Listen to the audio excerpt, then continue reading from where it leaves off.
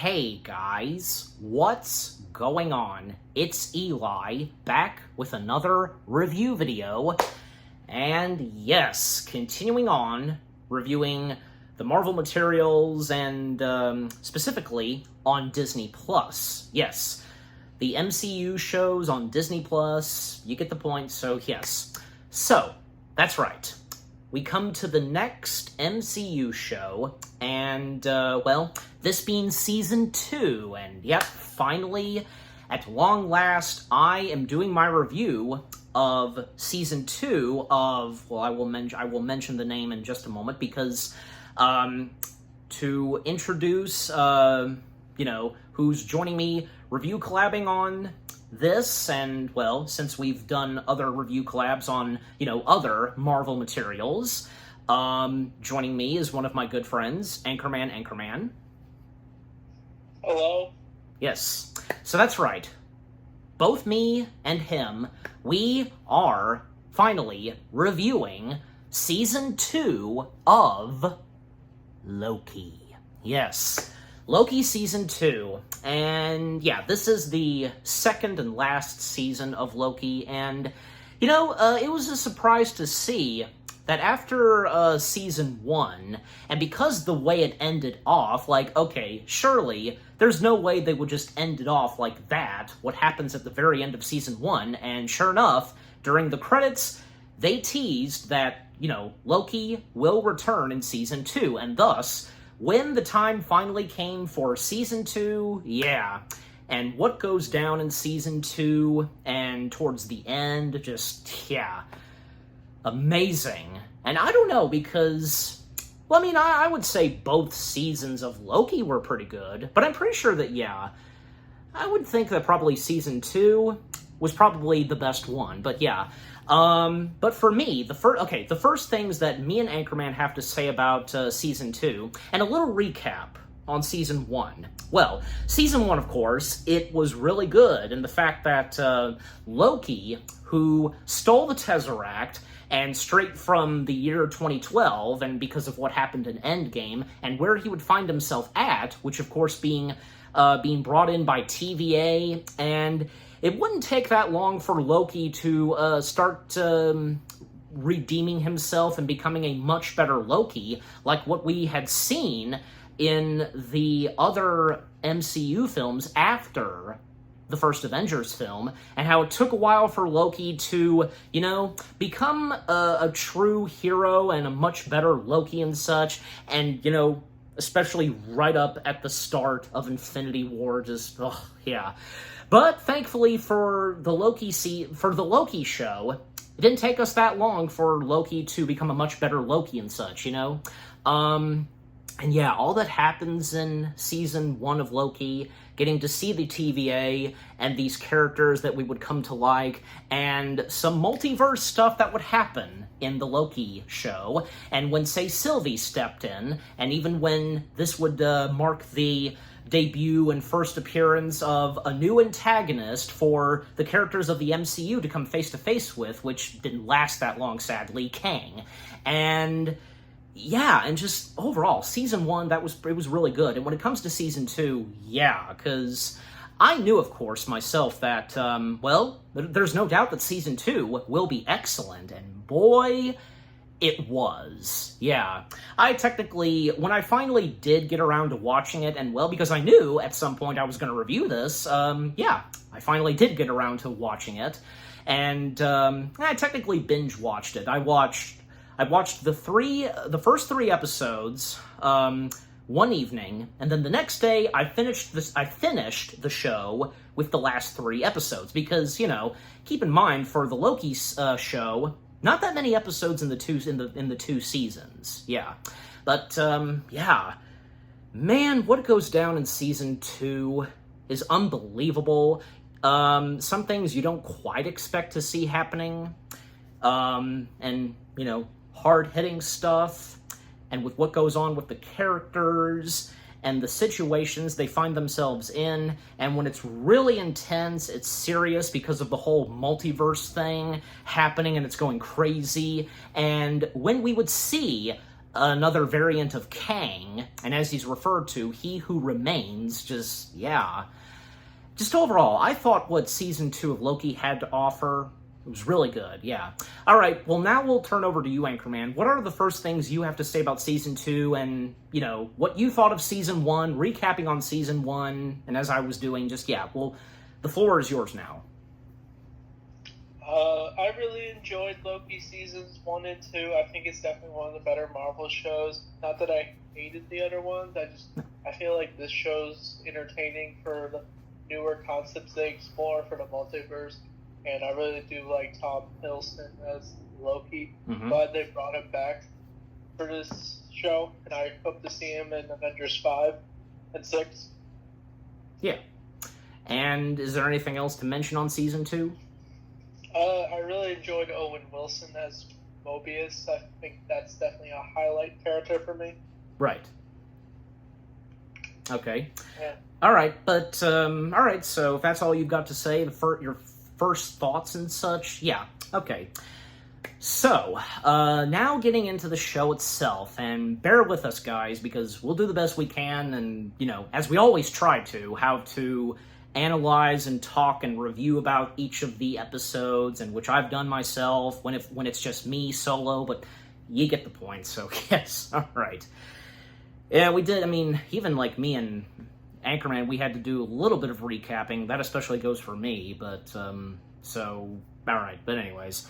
Alright, so, starting with the first episode, of course, Episode 1, Ouroboros. Yeah, I hope I'm saying that right. And by the way, the title of Episode 1 is also the name of a character who we would see for the first time in Season 2. Okay, description / the story. Loki finds himself lost to time and torn, quite literally, between past, present, and future. Okay, so the first things we have to say about Episode 1, well, because, yeah, I mean, literally taking place right after what happened at the end of Season 1, Loki, he made his way back to the TVA after Sylvie sent him back there, but the thing is, Mobius and the others at TVA do not recognize him, and at one point we see him being chased, and, yeah, and him going through a little bit of TVA, and even when he would come face-to-face with another familiar face whom, as I recall, we didn't get that much of in Season 1, but in Season 2, oh yeah, we get a lot more of him in this. Casey, yeah, Casey, who is back, is one of those characters that's back, and, well, we discover that Loki, he's time-slipping.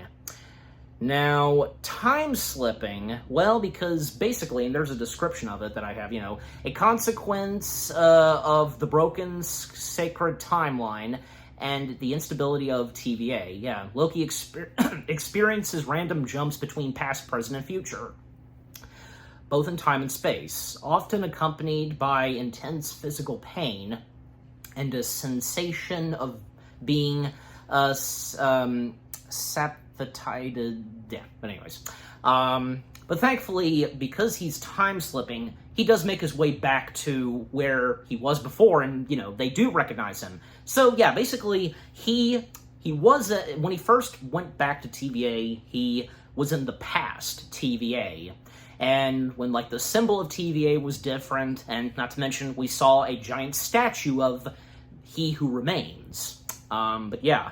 And even eventually when Mobius and Hunter B-15, both once again being played by Owen Wilson and Wunimi Masaku, if I'm getting her full name right, again, you know me sometimes, and Casey, because, yeah, Casey once again being played by Eugene Cordiero, yeah. So, and also, yeah, by this point, Mobius and B-15, something's got to be done straight with TVA this time, and even when they talk to some of the top main people of TVA, like General Dox, played by Kate Dickey, and Judge Gamble, being played by Liz Carr. But we'll turn over to you now, Anchorman, because what are the first things you have to say about episode and with what I've talked about so far? I do like Loki time slipping a lot. Like, I first thought, like, the TVA forgot who Loki was until you find out it is time slipping. Mm-hmm. I thought that was like a clever twist with it. Yeah. It was why we had to wait all the way from season 1 to season 2 to explain it. I know, but eventually the wait was worth it. So yeah. And anything else to point out that I talked about so far? Like, what Mobius and B-15 do when they try to convince and talk with those at TVA that TVA's got to be different and there has to be a change? I definitely agree it has to be a change. Since the TVA seems to be, I don't know, very structured and like they seem to just follow a routine. And that it's just very... like, it's just like a job to them. I don't know how to describe it. Yeah, like I said earlier, guys, because, bear with us and how we try to review and talk about each of the episodes, but I'm sure you guys get the point by now. Any of you that, I'm sure, most of you have by now have watched Season 2, so yeah. But anyways, then at one point, Loki, because, still time-slipping, he enters into the main office, and he unveils that, whom they have been following and their leader and such, which being He Who Remains, seeing statued faces, mounted on the walls of He Who Remains and such, and even when pointing out about Sylvie, and, Loki has no idea where Sylvie is, and General Dox, she wants to get, she and the others of TVA, they want to get Sylvie in their way, but, the total opposite on how they're going to go after Sylvie. Each different sides, how they're going to go after her. And, Loki explaining to Mobius that he's been time-slipping, and also, something's happened is happening to the multiverses, and the mentioning of, He Who Remains being killed by Sylvie, and because they've got to do something and before chaos erupts. But before they have to do that and go after Sylvie, etc., they have to take care of Loki's time-slipping problem. So that's when they go down in like a basement and such, and that's when we meet with the titled character of episode 1. But his name's shortened for OB, which that helps a lot, sometimes. So OB, being played by good old Ki Hai Kwan, a.k.a. Short Round from Temple of Doom. He was in Goonies, Everything Everywhere All at Once, and, he's no stranger to doing multiverse stuff by now, because, he did Loki Season 2 right after doing that Oscar-winning film of multiverses. But, so they meet with OB, and apparently, even when Loki also points out to Mobius that, everyone in TVA's, their minds have been wiped and so on, and that's impossible. Certain things that should not happen in TVA, but they have and will continue to happen and such. They've happened before, and so on.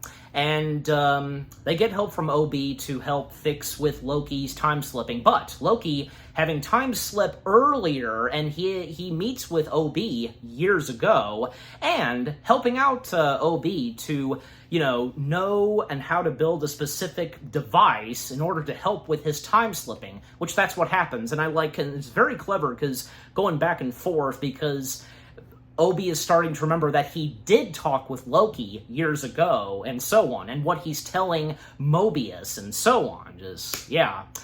Alright, well now we'll come back to you, Anchorman, because what are the first things you have to say about OB and with what I've talked about so far, as of now? I do like OB's character. It was nice to see Short Round's actor. I don't know how to say his name, but I did like seeing him return to acting. And I was surprised he joined the MCU to play a time character in Loki, and I thought his role was definitely really good. Mm-hmm.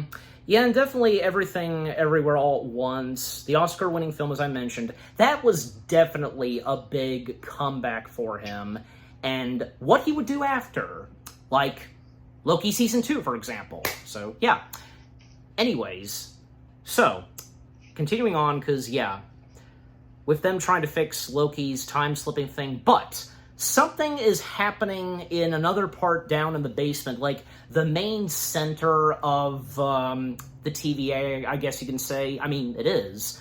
the temporal loom. And the temporal loom, it's a device that that refined raw time into a physical timeline and served as a failsafe to maintain the sacred timeline. Basically, something's going pretty wrong with it, and it can't handle all of the multiverses, and, well, of course, this is especially after Sylvie killed He Who Remains. And they've got to fix this problem. Mobius at one point, throws an anchor to fix this, but nothing's really working out for them to try to fix this. And the attempts and trying to figure out and do the math on how to fix this. And we'll turn back to you, Anchorman, because what are the first things you have to say about the temporal loom and the situation with the temporal loom and so on? It has to do with the He Who Remains, right? Well, yeah, I just said. Because after Sylvie killed He Who Remains, then what would happen next? And, the situation that they're now in with the temporal loom. Yeah, it's basically like the multiverse in Panic. Mm-hmm. And, it basically becomes the plot device for this whole season where they have to find various ways to fix it, but, it just doesn't work out until later. Loki tries to fix it. Yes, but until we get there, we don't want to.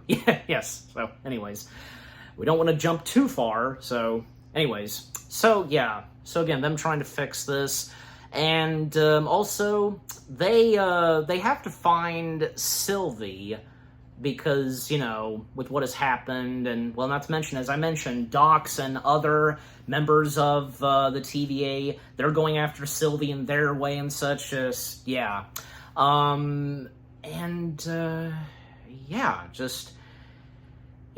anything else you want to say about episode 1? It's pretty solid so far for the show.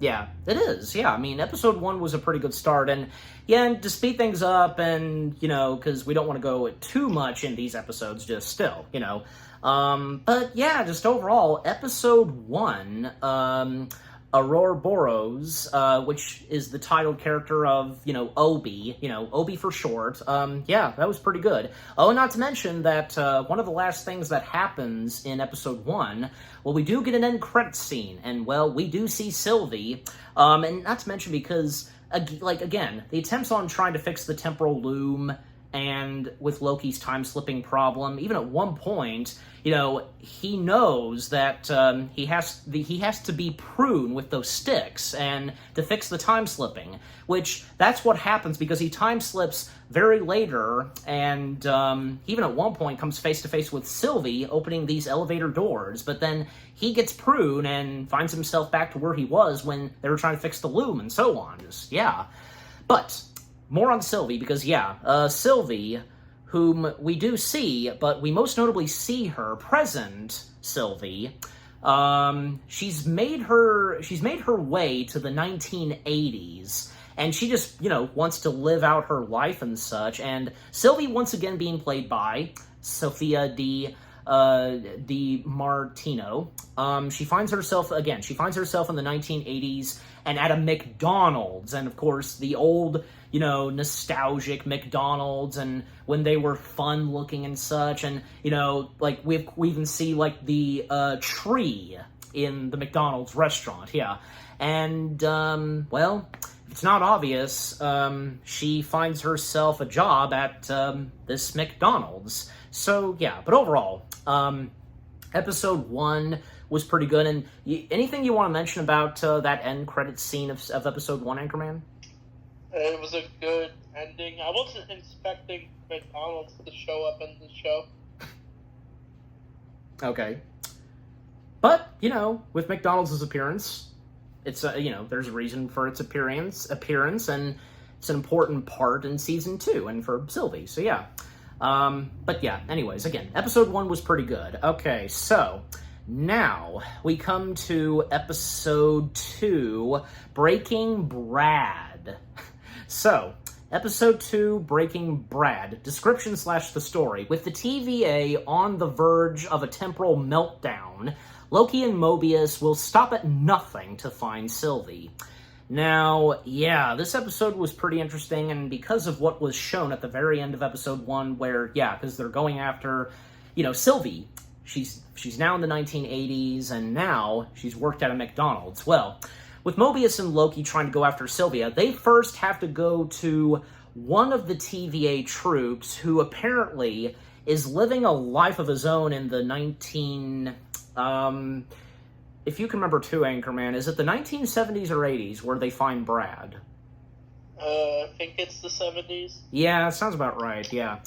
Well, point being is that when they arrive there, and just in case for when I do with editing, like, if there will be a text to, help out, but anyways, they find themselves there, and they find one of the TVA troops, now going by the name of Brad Wolf, and Brad Wolf being played by Rafael Casal.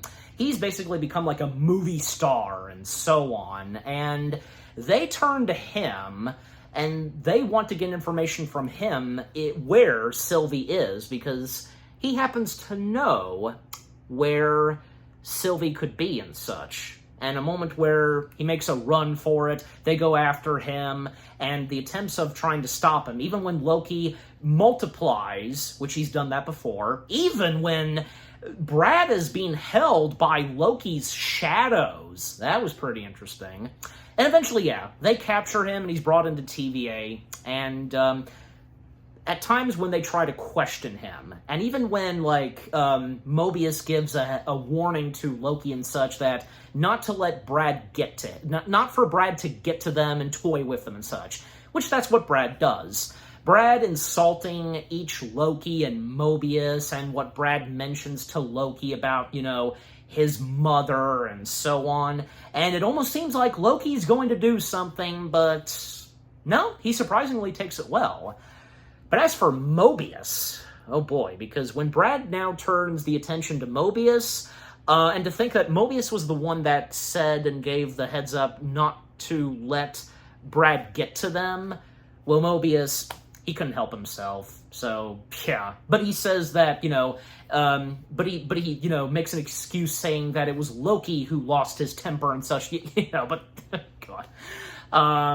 But, yeah, it's, yeah, they're just not getting any luck from Brad at this time, until at a certain point when Loki does so.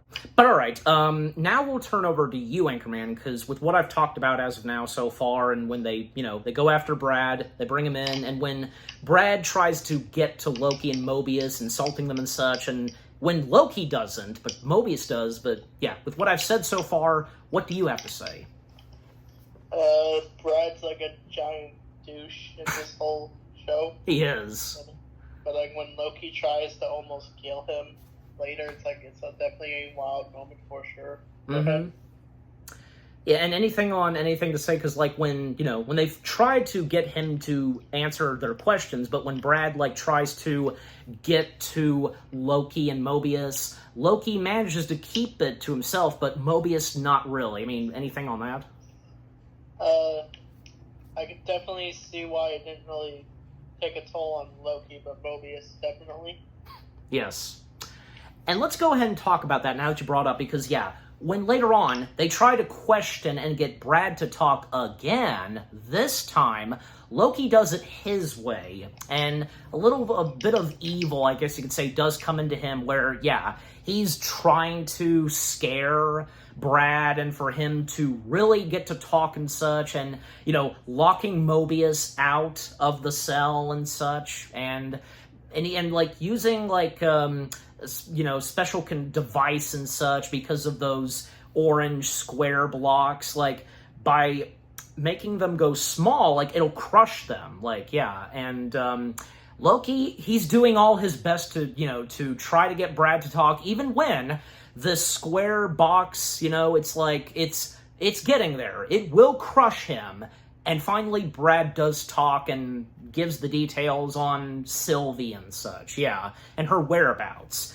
And apparently Mobius was in on it, right? Because it was after that, it was all a setup, of course, towards Brad, and Mobius played along with him being locked out and such, and to really get Brad the sense of feeling that, yeah, so... But hey, at least it worked, and how Loki did it, so yeah.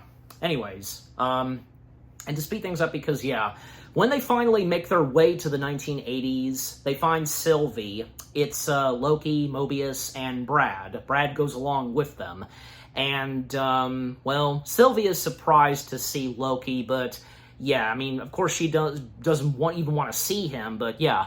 And Loki has a bit of a conversation with Sylvie when it's her lunch break, and he tells her that, you know, the multiverses are in trouble, and with, you know, TVA, and something's got to be done. But Sylvie, she wants nothing to do with it, and just wants TVA to flat out die and be done with. But this situation that happens, and what's going on with TVA, yeah, TVA cannot be destroyed, and this is a serious matter. And even when, like, you know, Mobius and Brad, they talk some more, and even when Mobius, he got something to eat at McDonald's, and Mobius senses something from Brad that Brad might know something else, and so on, and, well, even Brad, he informs, like, Mobius, Loki, and Sylvie that everything's gonna die, it's gonna be destroyed and such, and even the mentioning of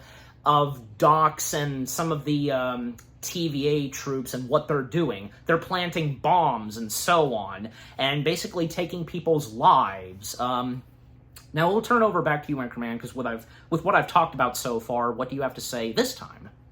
It was not really surprising for Sylvie to choose McDonald's over saving the TVA, Yeah. but it's like her stubbornness to stay there until it catches up to her later in the episodes.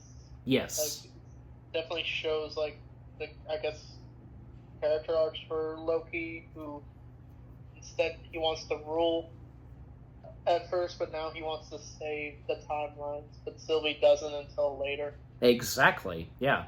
And the whole thing with what Docs and the TVA troops are doing, and now that we come up to that, because, yeah, Sylvie does join them to stop Docs and the others with what they're doing. We have Loki, Docs, and... We have Loki, Sylvie, and Mobius taking on Docs and the TVA troops, and because they're planting bombs. Like, do you have anything to say on that, Anchorman, with what goes on in that situation, that sequence?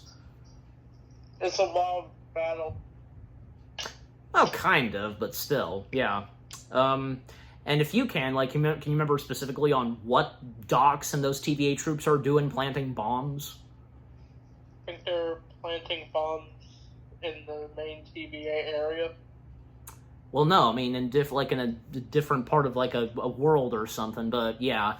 Well, but coming back to me, because, yeah, with Loki, Mobius, and Sylvie taking on Docs and the others, trying to stop them from what they're doing, well, they technically succeed, but sadly, they didn't manage to take out all of the bombs and from them being detonated.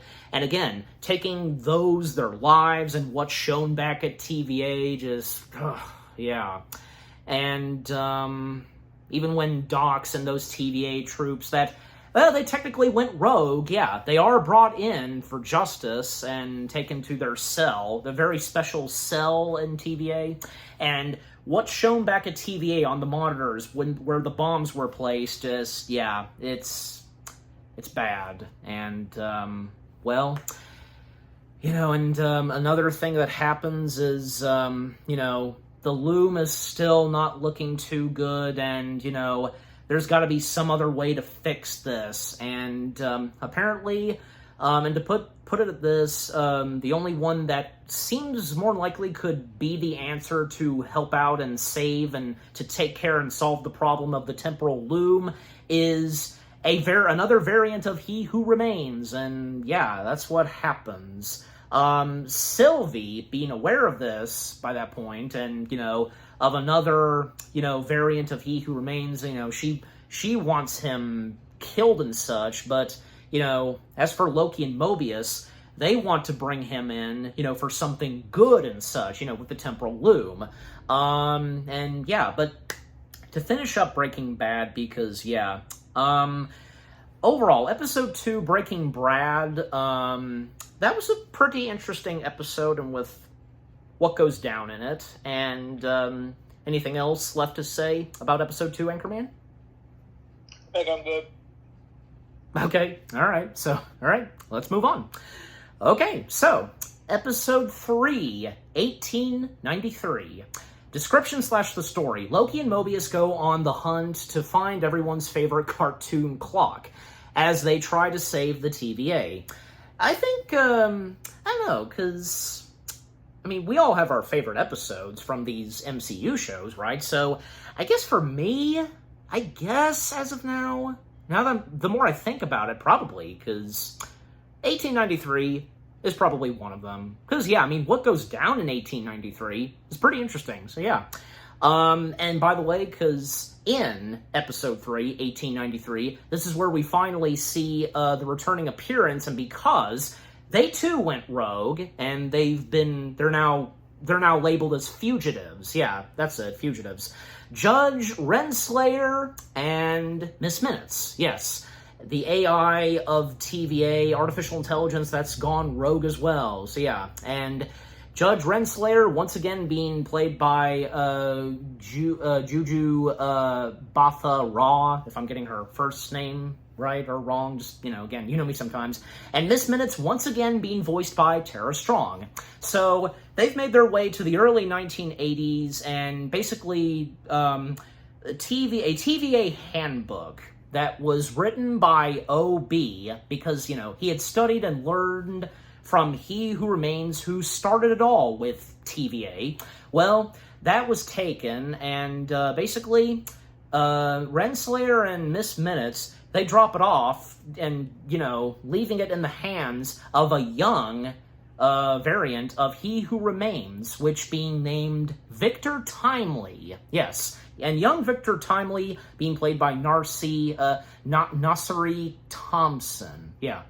And on set Miss Minutes was played by Natasha Arancini, if I'm getting her last name right, but yeah.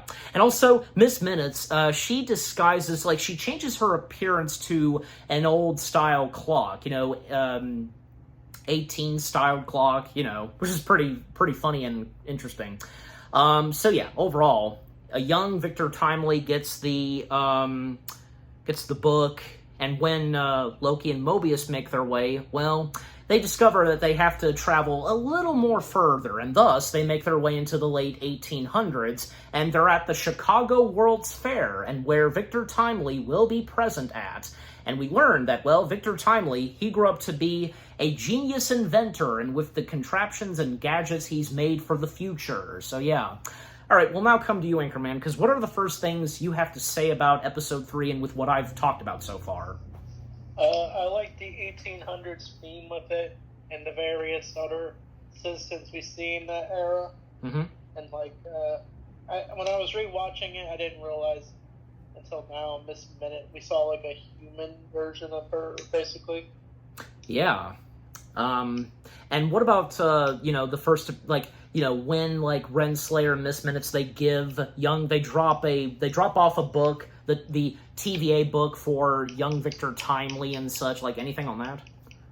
It was interesting to see the handbook of, the TVA, basically, the history of it. Mm-hmm. Yeah, and especially when, the handbook would be brought up very later on, and especially when Victor Timely and Obi, they would interact with one another, but until we get there. So again, them in 1893 and at the Chicago World's Fair, they're all trying to find Victor Timely. We have Renslayer and Miss Minutes, who's hiding in a bag of Renslayers. They're trying to find and approach Quick Timely, while on the other side, we have Loki and Mobius trying to find Victor Timely, and each of them, the different ways on them approaching Victor Timely. And yep, Victor Timely, which of course being another variant of Kang, and yeah, once again being played by Jonathan Majors, and Loki is, surprised to see the appearance of Victor Timely and, whom it is, the variant of. And by the way, because a little snippet of this episode being shown at the very end of Ant-Man and the Wasp: Quantumania. So, yeah.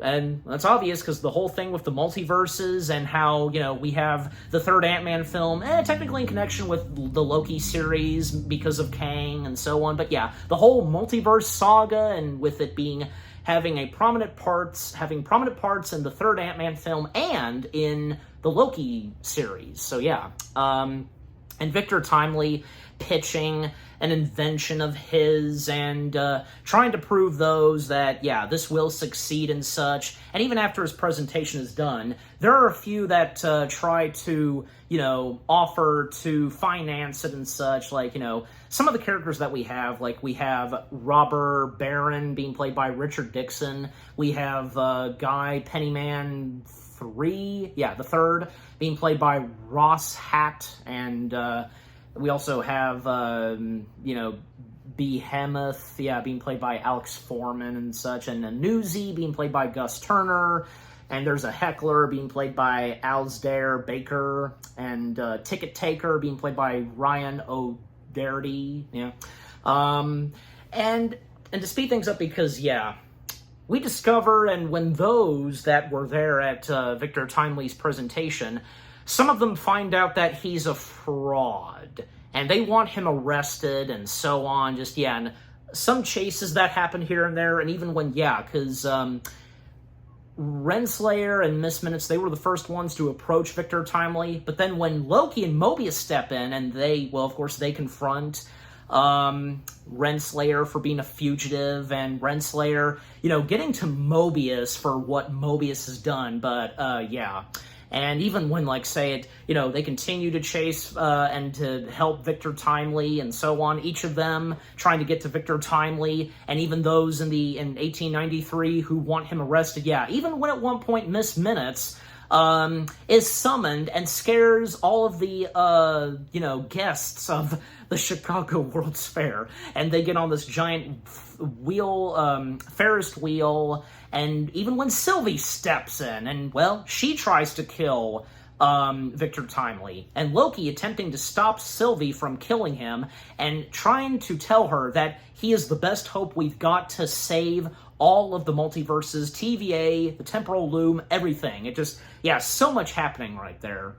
And even eventually when they do escape, and, Renslayer and Miss Minutes now with Victor Timely, and what they approach Victor Timely of, and with TVA, and they hide out in an apartment, I guess you could say, and, when they're once again chased, and and eventually, Loki and Mobius, they take care of those who are after Victor Timely, wanting him arrested, and, Loki taking care of them in his way, and they allow Loki and Mobius to take care of him, he's all yours, and such. Alright, but we'll come back to you, Anchorman, because with what I've talked about so far, each of the characters going after Victor Timely, and just so much happening, and even when Sylvie steps in, what do you have to say? Victor Timely, I do like his character, like how he's a variant of Kang. It's just unfortunate that we're not gonna have Kang be the big bad of Avengers 5, but I'm cool with whatever they're doing with Dr. Steel. Yes, we all are. Victor Timely was definitely a interesting character for that era. Yes, during Loki. Right, and anything on, what goes on, and with, all this chasing happening in the World's Fair and so on, just anything on that? It's a good chase until it gets intense, until they find a way to get him back to the TVA. Yes, and because continuing on to speed things up, because, what Renslayer and Miss Minutes approach Victor Timely of, something evil, of course, and with what they're doing, and, even at one point when, and especially for Miss Minutes, getting Victor Timely to dispose and get rid of Renslayer, geez Louise. Miss Minutes has no more use of her, now Renslayer all of a sudden is useless, and even when, like, they arrive at this one, like, main location for Victor Timely, and all his gadgets and contraptions are there, and Miss Minutes, she confronts Victor Timely that Miss Minutes could have been so much more, and she could have been his lady and such, like, being right beside him and whatever they would do, evil schemes and such, yeah. And even when Miss Minutes puts herself on one of these, like, tall female mannequin bodies, just, yeah. And then, yeah, and still to speed things up, because when Mobius, Loki show up, and Renslayer shows up, and Sylvie, each of them trying to get to Victor Timely, and, well, when Sylvie, she approaches Victor Timely, and Victor Timely, is begging Sylvie not to kill him. And when Sylvie learns that, like her, Victor Timely is another variant, and he's really not exactly like the variant of Kang that she and Loki encountered, and she ended up killing, and again, like, her too being a variant, so she now is not going to kill him, and that's a good thing. And then Renslayer being taken care of by Sylvie, and when Loki and Mobius, they bring him back to the TVA and such, yeah. And of course, when they need his help with the temporal loom and so on, and even when Victor Timely would meet with Obi, and Obi, starstruck to meet Victor Timely, and because of the, handbook of TVA, just, yeah. But, alright, and anything else to say, Anchorman, with what I've said as of now?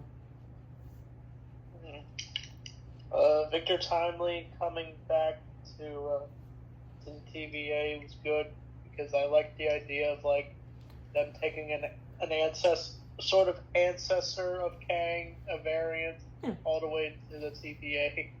Uh-huh.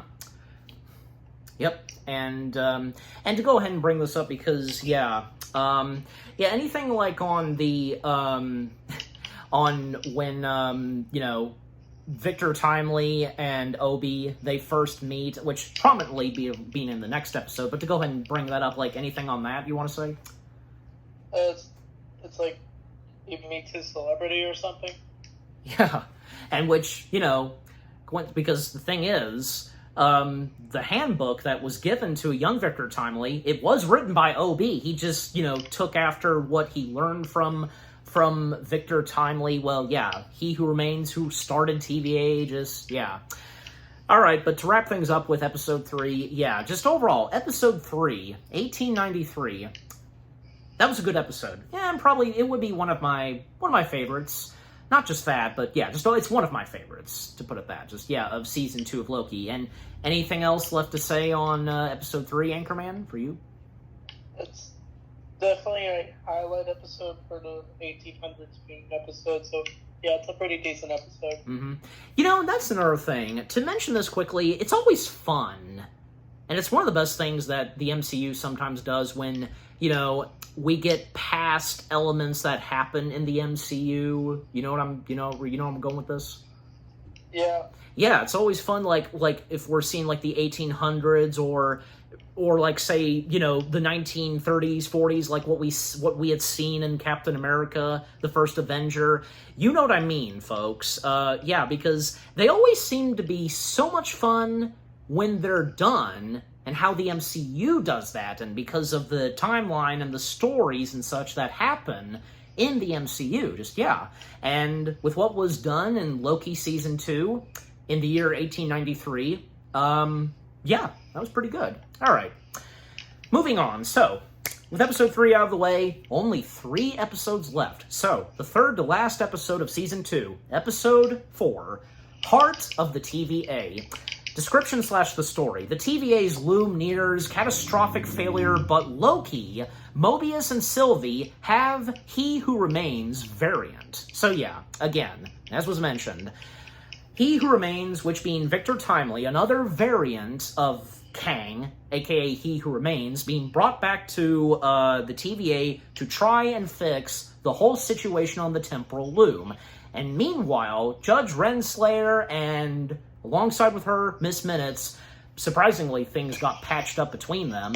And even when, like, Renslayer and Miss Minutes, they tried to, convince, negotiate, and get Docs and the other rogue TVA members to join their side and what they could do. But overall, to put it this, they're not getting that much from getting to convince them and such. Only Brad. Brad's the only one that is willing to join and help out Renslayer and Miss Minutes. Also, can't forget to mention him because another character that we almost get a lot in Season 2, Hunter D90. Yeah, being played by Nell Ellis. And yeah, he's on the side of, with Hunter B15, Mobius, and the others. So yeah. Well, overall, Brad, he does join and help out Renslayer and Miss Minutes, but as for Docs and the others, well, they, having no part of this, and because of Miss Minutes' doing, they are all in this, orange square box, and which, it goes down on them, and, Docs, she's the only one that knew that this was more than likely going to happen, and she pretty much accepts the fate of what's to happen to her and the others. And yeah, we don't see it on screen, but like hearing their screams and and seeing the reactions from them, and Miss Minutes, it's no problem to her. She's enjoying this. This is pure joy to her. But man, it's so gruesome, and with this being off screen, you can only imagine how gruesome this is. And with how powerful that, holographic, square, container is, holding them hostage and crushing them. Yeah. All right, but we'll now turn over to you, Anchorman, because what are the first things you have to say about this episode, and with what I've talked about so far, yeah.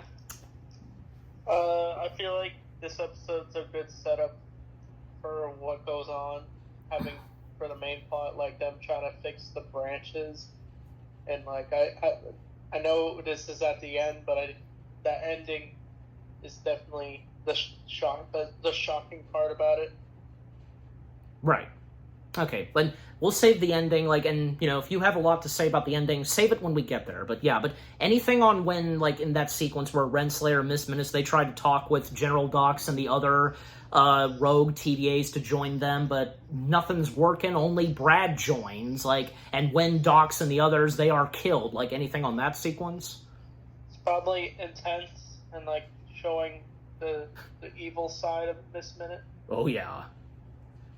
Despite the fact that, even though Miss Minutes, to talk more about Miss Minutes, despite the fact that, yeah, Miss Minutes currently is doing evil stuff, well, yeah, okay, it's obvious because that she's an holographic artificial intelligence, well, she can hopefully be reprogrammed like that, which does happen, but yeah. Also, can't forget to mention this because when things start to patch up between Miss Minutes and Renslayer, Renslayer's taken to the location of where He Who Remains, the aftermath of it and the corpse of He Who Remains. And when Renslayer discovers that her memory was wiped, she was working alongside with Kang, aka He Who Remains, the whole thing with multiverse war and such, and she was the top general. But when Kang sent her back to TVA, he ordered Miss Minutes to erase hers and everybody else at TVA, their minds, their memories being wiped and such. And yeah, when Renslayer discovers it, anything on that sequence with what you have to say, Anchorman? Seeing the corpse of He Who Remains was wild. Because, he didn't die in the main timeline of the MCU. He died at the end of time itself. Yes. But, and anything on what Renslayer discovers and that she was technically betrayed by that variant of He Who Remains, She was definitely betrayed for sure. You know, even Miss Minutes, like giving Renslayer the heads up that this information would make her angry, and I mean, at least she didn't lose her temper, but still, you know. Anyways, meanwhile, because yeah, with trying to get Victor Timely to help out with their situation, but with Renslayer, Miss Minutes, and now joining them, Brad, bringing in Victor Timely with what they want him to do on their side, you know, evil doings and such, yeah. And, you know, because still, the problem that happens and the situation with the temporal loom and their attempts to fix it, yeah. And when they have to stop Renslayer, Miss Minutes, and Brad once and for all, and even when apparently Miss Minutes did, you know, hack the, you know, all the systems and such of TVA, and by this point right now, she's unstoppable, you know, for right now. And, yeah, and still, to speed things up because, yeah, overall, because, you know, Mobius and Loki, and even when Sylvia does step in, and their attempts to take down and to stop Miss Minutes and so on, and even when, I'm pretty sure, yeah, by that point, because, yeah, when Loki discovered, Loki, during this time, he did see his past self, who time-slipped, right in front of the elevator doors, and, well, he knew right there that, you know, because he saw himself pruned, he had to prune himself as well to keep up with the timeline, and just, yeah. And yeah, just each of the characters just going round the hallways and such, and when they finally, like, say, you know, they get to stop and dispose of Sylvie and so on, even when, like, say, at one point, Loki, he mind-controlled Brad to pruning Renslayer, and that's what happened, and when Miss Minutes was disposed of and such, and when they bring back Victor Timely on their side to help them out, and to fix the temporal loom.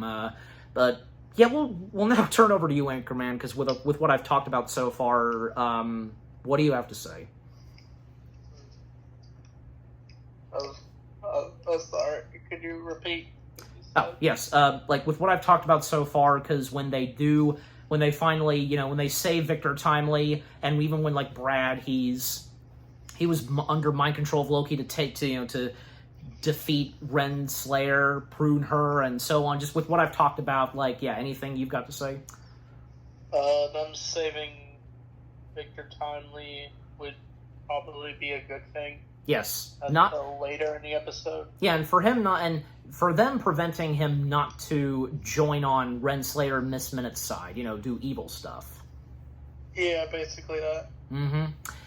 And, well, I mean, because overall, like, and to speed things up and to wrap up on episode 4, because, yeah, with them attempting to fix the whole thing with the temporal loom and the gadgetries they make, and, well, even when, you know, it's up to, well, Victor Timely to be the one to go out there and to, you know, attach something to it, put on a suit.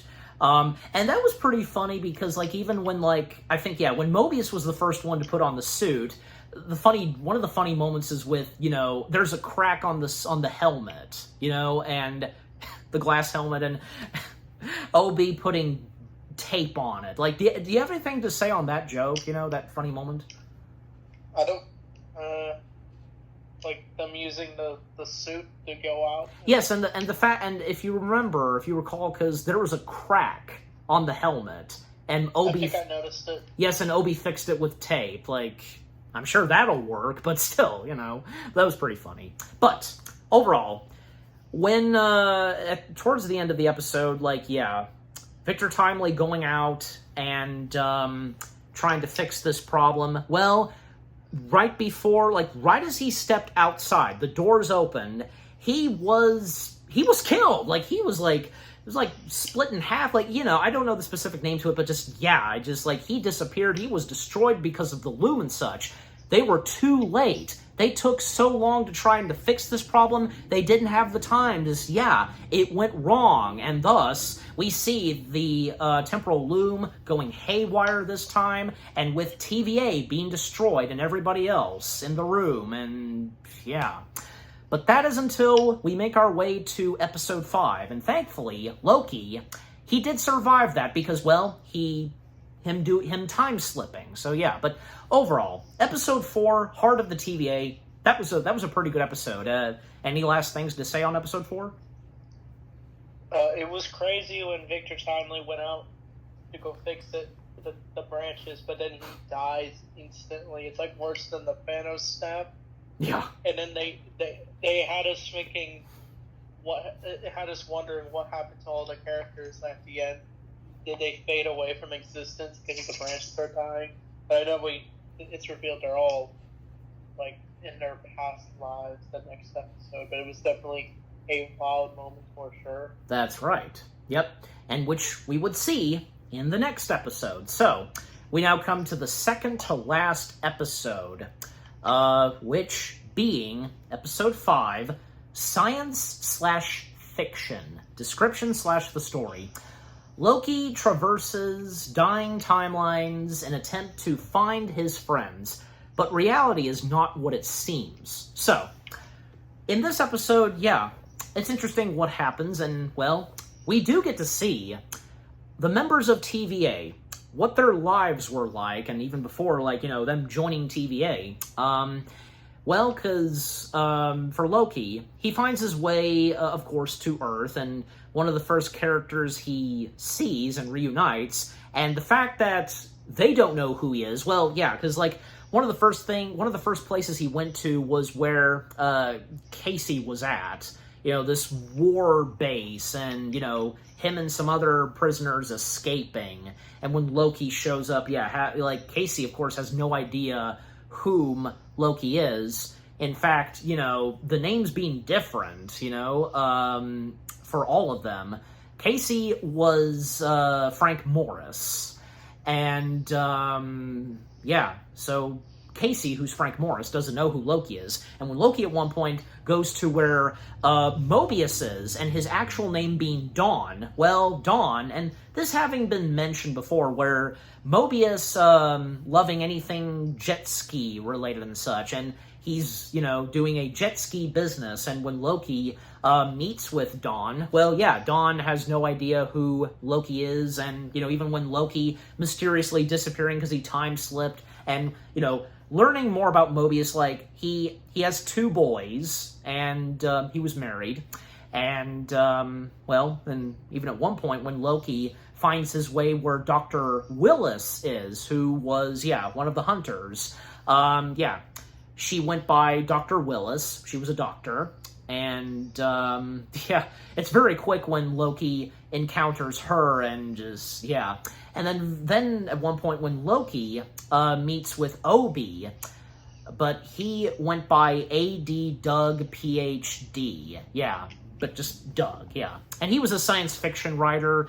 He tried to get his books to be put out on shelves at bookstores, but and when Loki meets with Doug, and trying to get Doug to understand on the situation of what's happening, and when he tried to explain it to the others about TVA, but they have no idea what he's talking about, and also because they don't know who he is, and Loki knows that Doug is probably the answer, and Doug can probably build a transportation device, because the TEM pads, because the mentioning of TEM pads, and building one specifically, and also Loki attempting to bring all of those together, even though they have no idea who Loki is and so on, he's got to bring them all back together. But we'll now turn over to you, Anchorman, because, what are the first things you have to say about episode 5 and with what I've talked about so far, and, Loki going from different location to the next, and where he reunites with his friends who they have no idea who he is, they go by different names, and when he finally makes his way to Doug, what do you have to say? I think it's a good start to the episode where it's mysterious, and Loki's going through various points of random timelines to recruit his friends, and we find out what their lives were before the TVA. And also, because, also the mentioning of the pens, and, the pens in a coffee cup, and, collecting those pens, all together, that subject, and, when, Loki, to come back to me, because, when Loki, makes his way back to meeting Dawn at his house, and Dawn still recognizing Loki from when they first met at the jet ski store, and Loki trying to explain to Dawn on the fact that he was named Mobius and so on, but Dawn still not believing and just doesn't understand. And even when the more talk Loki gives, and even when Doug, he managed to, build a TemPad and such, and transportation, and going from one place to the next. And, even when Loki, he did another time slip, And even when, recruiting Dawn finally, but Loki even assuring Dawn that it's like nothing ever happened. Like, he can still reunite with his kids, even say, right back in this time, and so on. And even when, they go through, the TemPad and... even just, Dawn, seeing his past self from a little bit ago and interacting with Loki. See, because, I think, by that point, Loki gets Dawn gets Loki's point and so on. And by recruiting the others from, Frank and Dr. Willis, all bringing them together, and in order to try and fix and solve the problem with TVA and bring it back. And there's one more left, Sylvie. And when Loki goes to recruit Sylvie, he's not sure at first if Sylvie were to recognize him, but thankfully she does, And Sylvie, wanting no part of it, of course, wanting no part, and, when Loki tells her of TVA being gone and such, and Sylvie just wanting it to be, destroyed and so on. But thankfully, later on, Sylvie realizes that, this is very serious, a reason for TVA to still exist, and because of the temporal loom, it just, by destroying everything, and from Sylvie's point of view, just, in her timeline, just, and some of the other characters that appear in this episode, we have John Anglin being played by Justin Benson, we have Clarence Anglin being played by Aaron Moorhead, and we have Lyle being played by Jason Pennycook. Lyle was the one at this, record store who knew Sylvie. We also have bookstore manager played by Georgia Goodman, and bookstore worker played by Maria Teresa Cressy, if I'm getting her last name right, probably. And Dawn's children, they're just, 1 and 2. Number 1 being played by Caleb Johnston Miller, and number 2, Blake Johnston Miller. The Miller brothers. There's Dale being played by Alan Pearson. But overall, Sylvie realizing that, because Loki makes a point on this, and, even when Sylvie does show up, apparently, because it's too late, because when we see each of them, disappearing and being wiped from existence, just, with what's happening, and, but thankfully, Loki managing to, go back in time, the time slip and such, and, just, it's crazy, and with what goes on in this episode, and just, Loki, and even when, say, there's one point where Loki and Sylvie, they have a talk at the bar, and, Sylvie getting to Loki on why he's wanting to do this, and even when, it seems like Loki doesn't want his friends to live their lives and such, just, and how that's put at, but we'll come back to you, Anchorman, with what I've talked about so far as of now. What do you have to say this time? It was interesting to see Loki has a heart. He actually cares for the people at the TVA. He wants to be with his friends, basically. Of course, But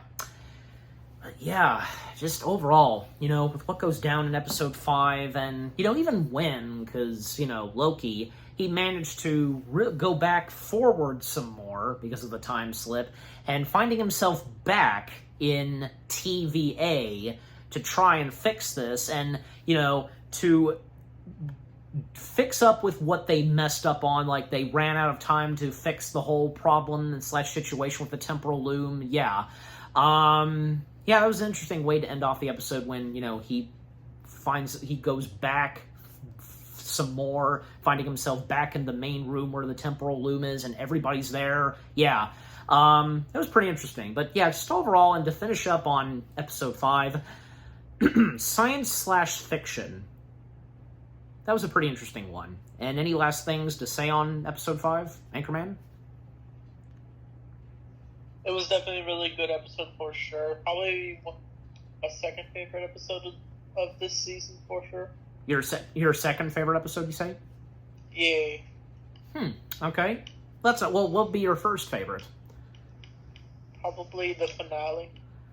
Ah, okay. Well, and just so happens because we now find ourselves at the sixth and final episode of Season 2. Okay, so, Episode 6, Glorious Purpose. Okay, description / the story. Loki learns the true nature of glorious purpose as he resetifies, the past to save the future. Okay, so, in this episode, because this is where the show is near an end, and, Loki trying to fix all this. And the many times he goes forward back in time, and the whole time slip, going back early with what was happening, and when they, were starting to proceed on trying to fix the situation with the temporal loom, the devices, the gadgets that they're building, and when Loki learns about this and gives them a heads up early on how to do it specifically, and it takes quite a while with so many time slips he does to try to fix it. Like, they don't go as planned, and, just have to keep trying again and again and again until hopefully they get it right this time. And even when apparently by that point, and when it seems like they'll start to make really good progress, it takes centuries to get it right. And centuries later, geez Louise. It seems like, again, they're making good progress with what they do, and still, it seems as though that Victor Timely, whom we do see again, is, the one, hopefully, to save this problem, with, what happens, and, to fix the whole temporal loom, and with, the multiverses, but... All right, we'll come to you, Anchorman, because what are the first things you have to say about Episode 6 and with its start and Loki, again and again and again trying to get this right until they're very close to hopefully getting this right, It was a wild finale for sure. The ending, which we'll get to, it's like it was really probably the top Marvel moment for sure. Mm-hmm. And like the various time loops Loki keeps trying to do, it definitely was wild for sure. Yes. We're basically seeing Victor Timely die multiple times. Yep. And still, the attempts on trying to get this right until they get it right. And to speed things up some, because, eventually, when it seems as though that, because at one point it took centuries for them to do, and seems like they finally got it right, fixing up with the whole issue of the temporal loom, and with Victor Timely to be the one to do it, well, it seems like that they've succeeded, but no, not at all. They didn't succeed. The temporal loom is still acting up, and, Loki figures out and decides that maybe he needs to go further back some more, go back to the events of the Season 1 finale to stop Sylvie from killing He Who Remains. That's probably the answer to this problem. If Sylvia had not killed the He Who Remains, then none of this would have happened with the issue of the temporal loom and the multiverses. So Loki making his way back in time some more, back to the events of the Season 1 finale, to stop Sylvie from killing He Who Remains, that variant of He Who Remains, the first one we saw of Kang in the MCU, and Sylvie, she won't listen to Loki, and the many times that Sylvie tells Loki that you have to kill me to stop me, and Loki, of course, he can't bear to do that, to kill Sylvie, and the many times that Loki tries to stop Sylvie, but a lot of times he fails, and, well, you know, her succeeding on killing Kang. And finally, when Kang steps in, aka He Who Remains, he pauses/freezes time, most notably on Sylvie. And the dialogue and conversations that each of them have, and, well, even Kang, to put it this, Kang informs Loki that there's no other choice. He's only got two options. You know, do TVA his way with Kang, or the second thing that, yeah, he mentions to Loki. But, yeah, okay, well, we'll come back to you, Anchorman, because with what I've talked about so far as of now, what do you have to say? I like how He Who Remains is completely aware of what Loki's trying to do. Yep. It's like, it kind of shows how psychic he could be towards this whole time travel business.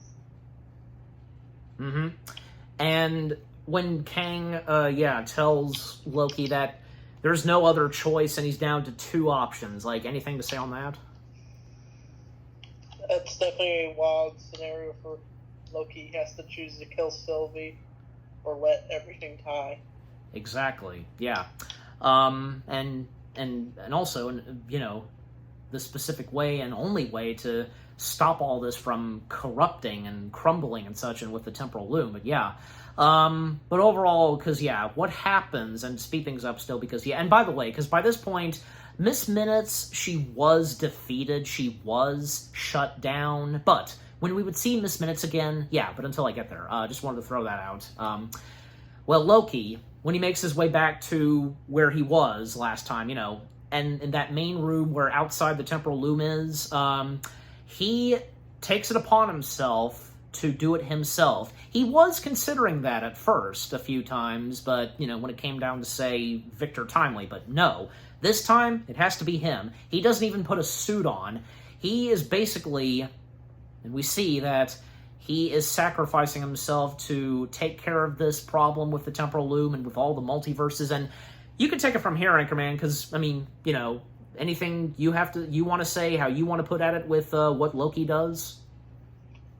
He basically, he has to prove what kind of god he can be, and he basically just opens the doorway and goes out himself.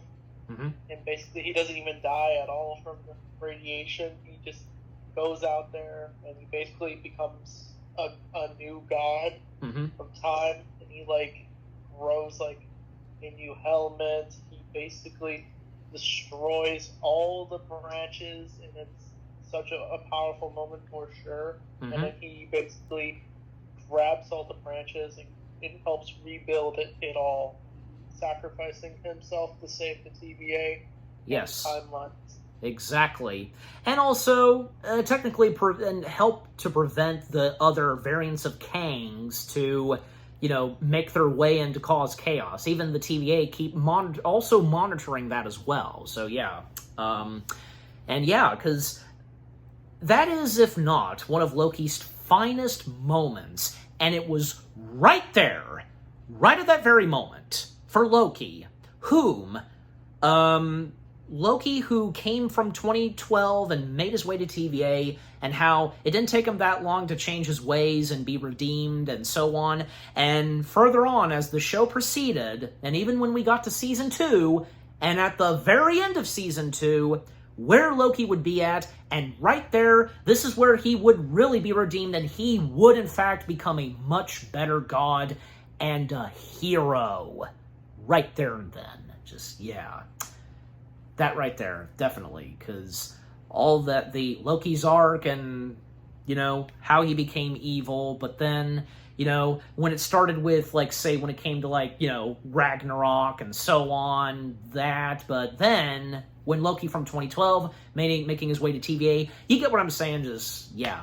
And don't you agree as well, Anchorman? Because, yeah, right there, because that showed at the very end of Season 2, the sacrifice he made, this is where he became a hero, a true hero.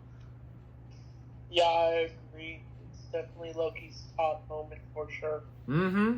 And besides, look, Loki, being one of those characters in the MCU who's an anti character, because, and, the same goes for a bunch of others, like, well, hey, most notably, Magneto, he's excuse me, he's another good example right there, but yeah, but it was nice to see that, yeah, because Loki, right there, that was his pivotal moment, and with what he does, and, well, him always wanting to take a throne, which he did, but in a good way, and with what happens with him, just, yeah, now he has to be the one to handle all of the multiverses and, and to have the universe in a good balance and so on. Just, yeah, you get the details. And, for him, because, yeah, doing a heroic thing, but, yeah, making a sacrifice. The fact that he has to do it for eternity. Just, yeah. And the epilogue to this, because, yeah, after what Loki did, all ends well. Everybody's back in their places. Those in TVA.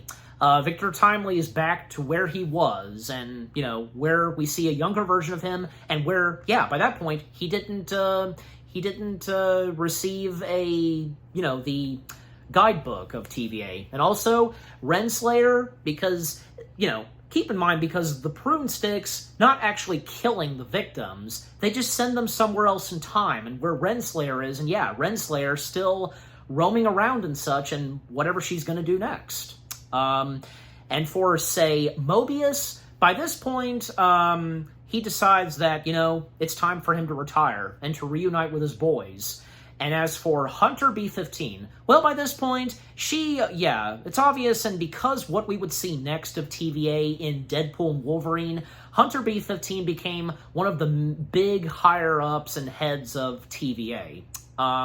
And, well, Casey, Hunter D-90, back in their places, and and for OB, same thing as well, and Judge Gamble and Brad. Like, do you have any recollection on what happens on Brad's character? He just stay in TVA prison. I think so. Yeah, I'm pretty sure. Yeah, I have to go back and look at that, but both of us. And Miss Minutes, as of now, Miss Minutes has been reprogrammed and is now a much better programmed artificial intelligence, no longer evil and such. She is Miss Minutes she's the Miss Minutes that she's supposed to be. Yeah. And coming back to Mobius, yeah, when he returns, well, he encounters Sylvie, and Sylvie, telling Mobius that, she'll see him around, and Sylvia, for her, she's just gonna live her life with whatever she does. Yep. And, well, as for Loki, the last we get of him, sitting in that throne and with what he does, just, yeah. Holy cow, what a way to go out with the season 2, like with its finale, with the season 2 finale. Oh my gosh, just, yeah. It's a happy / sad ending for the show, and for some of the characters, a happy note on them, but as for Loki, yeah, kind of a happy ending, but still sad because of what he has to do. And that is until we see Loki again in Avengers, Doomsday, and such, and we're just going to leave it at that. So, yeah. But yeah, just what a way to go out with Loki Season 2, with its season finale, and with what happens at the end, and for Loki, this I don't know the specific name for it, but yeah, this sustained his character and, solidified. You know what I'm trying to say, viewers. Yeah. Because this is where, this was Loki this was the season finale showed Loki at his finest and when he became a true hero. Just, yeah. Again, just what a way to go out. Yeah. So episode 6 and the entirety of season 2, it was excellent. What a way for this show to go out, and with what happens in the events of season 2, in the 6 episodes, and towards the very end. Just, yeah. For me, because, yeah, my final thoughts and results of season 2 of Loki, it was excellent. A really good season for an MCU show, and on Disney+. Yeah, because, definitely Loki is one of those MCU shows that really is good. And, and say what you will on some of the other MCU shows, because, yeah, some of them not really good, but for me, most notably, I've been enjoying all of the MCU shows that I've watched, and now that, I have finally come up to Loki Season 2. Yeah, because, again, this season of Loki was excellent. The first season was good, and the same goes for this. Just, yeah. What more do I have to say? Loki, the entire series, and for Season 2, outstanding. All right, well, now we'll turn over to you, Anchorman. Your final thoughts and results on, Episode 6 and the entire series itself. I think it was a really great season overall. I think it ended really well. I like how Mobius finally got to see his family one last time before retiring. Sylvie gets to go off and do her own thing, and the TVA is finally fixed, and Loki's doing whatever in the timeline branches, and I'm hoping it sets up something good for Avengers 5 and 6. But we shall... To stop you right there, we shall see. Let's not go into full detail. We will wait and see and such. Yeah. Anyways, anything else left to say on Season 2 of Loki? It was overall really good, great.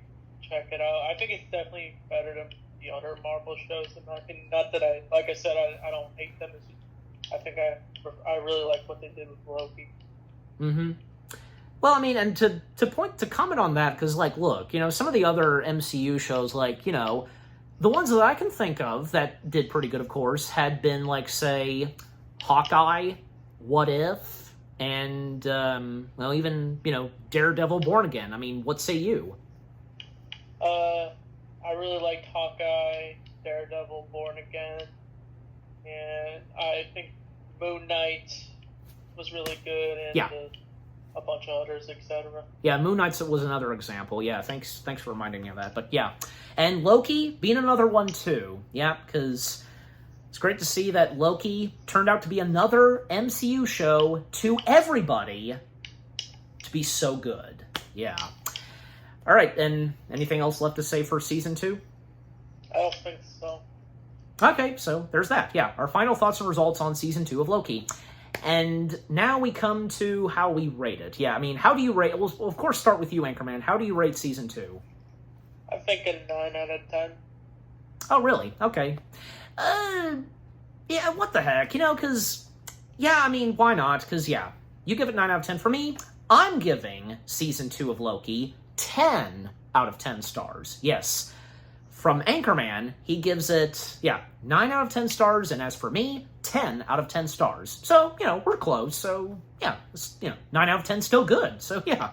So, yeah, again, 9 out of 10 for Anchorman, and then for me, 10 out of 10 for Loki Season 2. And what about you guys? What did you think of Season 2 of Loki itself? Which were some of your favorite episodes? Were you hoping and expecting that, with Season 1 being really good, that Season 2 was going to be also good? And, despite that, Loki Season 2 having coming out after, say, Ant-Man and the Wasp, Quantumania, and, with Jonathan Majors still, did you enjoy it? And do you think that Jonathan Majors, most notably, still did good as another variant of He Who Remains, and this variant of Kang being Victor Timely? And that goes for the other characters.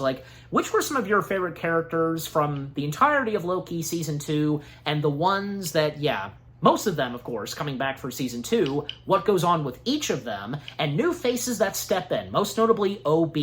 And what happens in all 6 episodes, which were some of your favorites, your favorite moments, your favorite funny moments, emotional moments, and hey, most notably, the season finale, because did you get teary-eyed over the Season 2 finale? I have no doubt, because it is heartbreaking. What more do I have to say? There's no denying that, the Season 2 finale was in fact heart-wrenching. It was a good ending, but still, the fact that Loki had to make a sacrifice,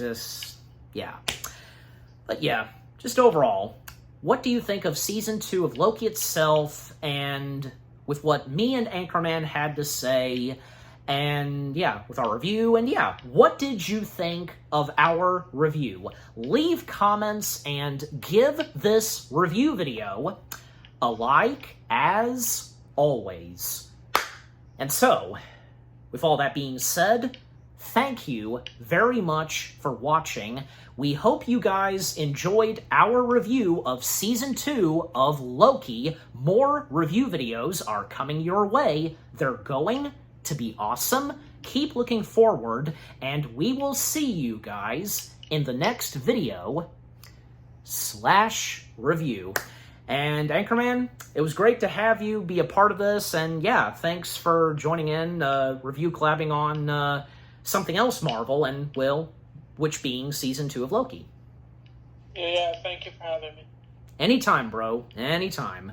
And especially, yeah, because anything to do with Marvel. So yes, the MCU, of course. Yeah.